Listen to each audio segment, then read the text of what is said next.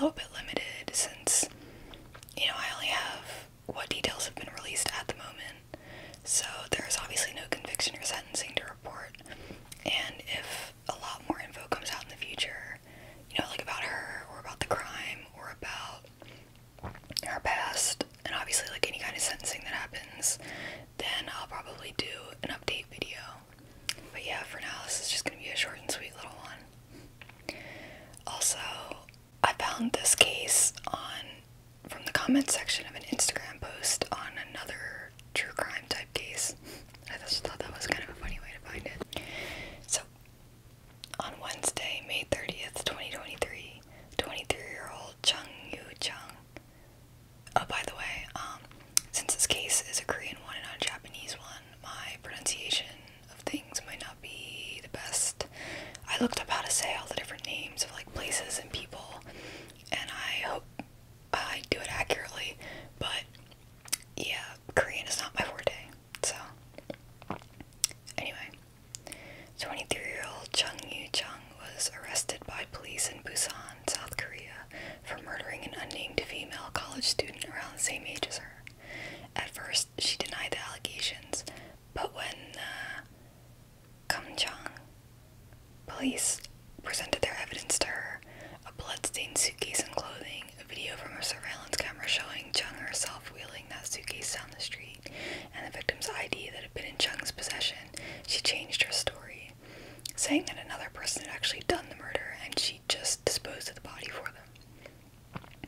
The police kept poking holes in her story, and she changed it yet again, saying that she herself had killed the woman, but she'd done it by accident after they'd gotten into an argument. And soon after that, she went back on that confession, saying that it was just a lie she'd made up. Jung's family urged her to just tell the truth, and finally on June 2nd, Jung confessed that she'd killed the woman out of curiosity because she was obsessed with true crime TV shows and books, and she'd wanted to experience murder for herself firsthand. Given a bad name to us true crime fans, am I right? 3 months before the murder, so about in February of this year I think, Jung started planning. Police found a search after search on her phone for things like how to hide a body, how to cover up a murder, etc. That reminds me of the Siri glitch that happened, like, I don't even remember how long ago it was, like maybe when I was in high school, like 2015 or something, where if you asked Siri how to hide a body, she would start telling you about, like, going to a garbage dump and stuff like that. She also borrowed true crime books from the library and watched as many true crime shows as she could to learn how to kill someone.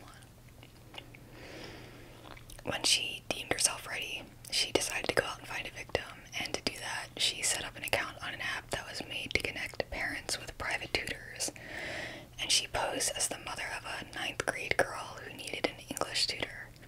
So the articles that I read said that it was either a middle school-aged daughter or a high school-aged daughter, but I think in Korea, I could be wrong, but I think high school is only 3 years long, because I'm pretty sure that's how it is in Japan too. So like a 9th grader in the US and brand new high school student would be a last year middle school student. But yeah, I could be wrong about that. That's just the impression that I've been given. So 2 days before the murder, Jung told the tutor that she would send her daughter to the tutor's house for an initial session, consultation kind of meeting. And so Jung herself bought a schoolgirl uniform from an online flea market and went to the tutor's house in Busan's Kumjang district. Kumjang. When the tutor let her inside, she stabbed her to death with a kitchen knife. And some of the articles that I read didn't say exactly what the weapon is. Some of them said that she got the knife from the tutor's house, or other ones implied that it was a weapon she already had in her possession when she got there, so not really sure, but quote, Jung is short, and with the uniform on, the victim probably mistook her for a middle school student, a police spokesman told reporters after the arrest. Once the tutor was dead, Jung changed into clothes that she took from the tutor's closet, since her high school girl getup was covered in blood now, obviously, and went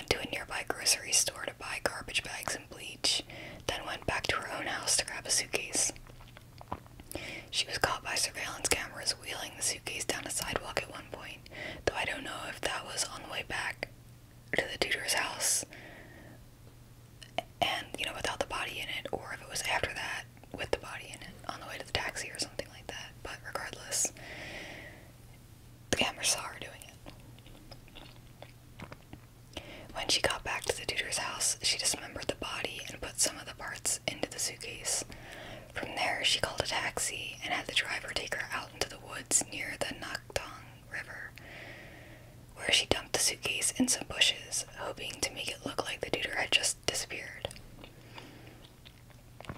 Jung kept her cell phone, ID, and wallet, which you might assume she planned to use to make it look like the tutor was somewhere else, as if she'd run away somewhere. And that's what the police speculated is the reason that she kept them. Jung wanted to commit the perfect crime, but the taxi driver had seen her dump the suitcase, and he thought that that was pretty suspicious, so once he was done driving Jung around, he called the police on her. The police found the suitcase, and inside the blood-stained clothes that she had been wearing, and I guess body parts, obviously, like I said, but the articles said that the suitcase had bloody clothes, so I don't know if she actually put the body parts in the suitcase or not. Like, a lot of the articles said she did, but the fact that the articles mentioned bloody clothes in the suitcase and not body parts is a little weird. Not sure what to make of that, honestly, so. But yeah, regardless, they found evidence.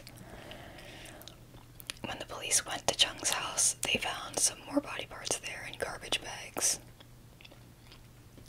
After Jung confessed on Friday, June 2nd, she was indicted for murder, and the police transferred her from their detention center to the prosecutor's office for further investigation. Early that morning, as she was being transported, reporters asked her why she'd committed the murder, and Jung told them that she feels, quote, really sorry for the victim's family.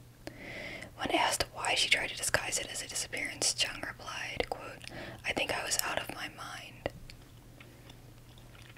Quote, Jung was found to have premeditated the crime driven by a desire to kill someone after she became obsessed with murder from TV programs and books, a police spokesman told reporters. Jung also said she feels sorry for what she did. We are conducting tests to see if she's a psychopath. Jung was a loner and a recluse who had been unemployed since graduating from high school 5 years ago. According to the Korean Times, news of Jung's crime shocked people across South Korea because of its impersonal nature. Jung had no reason to kill except to satisfy her own curiosity about murder.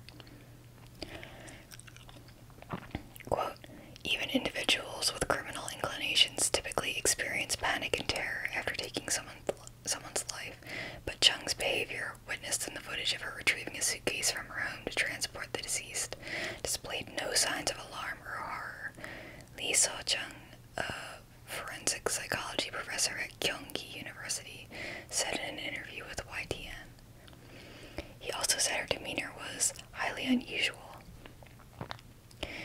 As far as why she picked the victim, the college-age tutor that she did, one who was a stranger close to the same age as her, he said, quote, it appears that Jung Yoo-Jung desired the social status and academic background that the victim had, and reports indicate that the victim was enrolled in a prestigious university. By the way, obviously I guess you can assume this, but they haven't released the name of the victim. Her identity wasn't in any of the articles that I read, so that's why I keep just referring to her as the tutor or the victim, and not by name. Jung Yoo-Jung's reclusive and antisocial lifestyle is believed to have been partly responsible for the murder. Bae Sang-hoon, a criminal profiler and police administration professor at Busan University, said, it seems that Jung Yoo-Jung's psychopathic tendencies awakened during her prolonged period of isolation. Considering Jung Yoo-Jung's circumstances, there's a high likelihood that she was unable to distinguish between reality and the fantasy world of murder she was immersed in. It appears that Jung Yoo-Jung's intense desire to kill consumed her to the extent that she failed to consider the next steps after the alleged murder, such as preparing her own alternate clothing even. Which, like I said, is why she ended up having to take clothes to wear out of the victim's closet after she couldn't be seen out in public in her own anymore.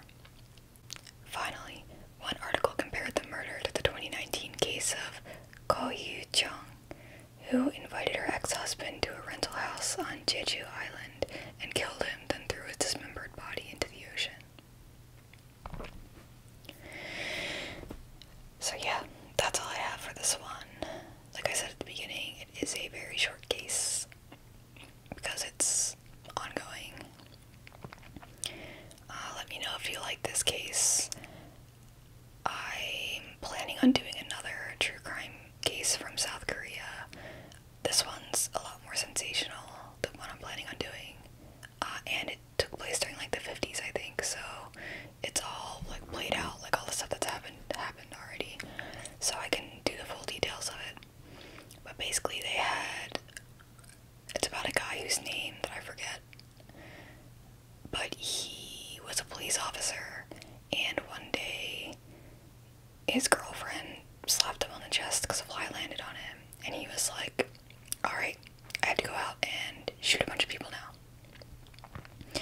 And so he ended up shooting about like 50 people by himself with his, I don't know if he had other guns or if it was just his police standard issue firearm, but yeah, he went on like this huge rampage and shot a lot of people, and I think it's the worst mass shooting in Korean history, but also I think it's up there as one of the worst mass shootings like in history. Just like from the sheer number of people who were killed. So, or at least it was until maybe more recently, I don't know. But yeah, I'm planning on doing that case. It's probably not going to be the next one I do. I'll probably do a Japanese case next. I have one in the works right now.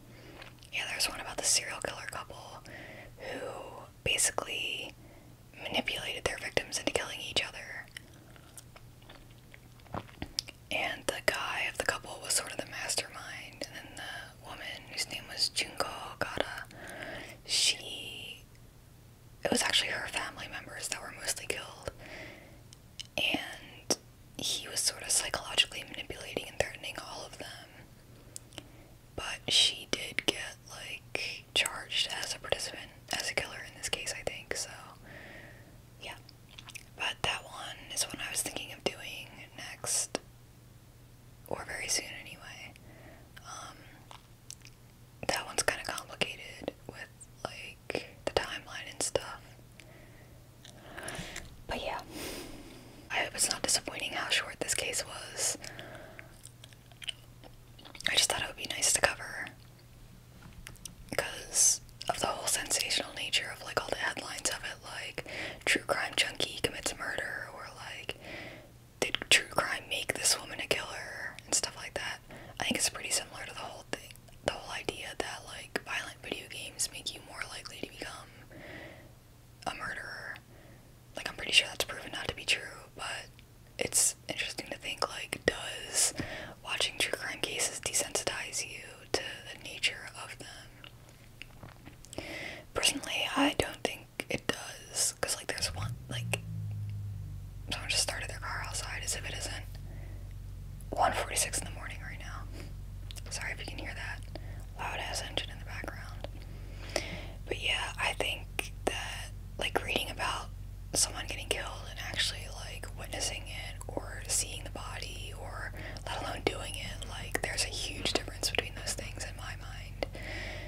Just reading about stuff or like having an interest in true crime, I don't think like makes you cold-blooded or makes you a psychopath or means that you're gonna kill someone or want to kill someone. Like, I feel like everyone would agree with that, right? But I think this case is making the rounds on like TikTok and stuff, so I wouldn't be surprised if any of you guys watching have heard of it already. So I'm gonna leave it there for tonight, and hopefully I'll have my next video up pretty soon. And if you're unsatisfied by the length of this video, my last video was a whispered book reading one, where I read a book by one of the members of Duran Duran, and it has like the crinkly like plastic library cover on it. So it's like a up-close, unintelligible type whispering thing with the crinkly sounds from the book. So if you want to watch another video, watch that one, okay? Thanks for watching. Don't forget to like, subscribe, hit the bell good night.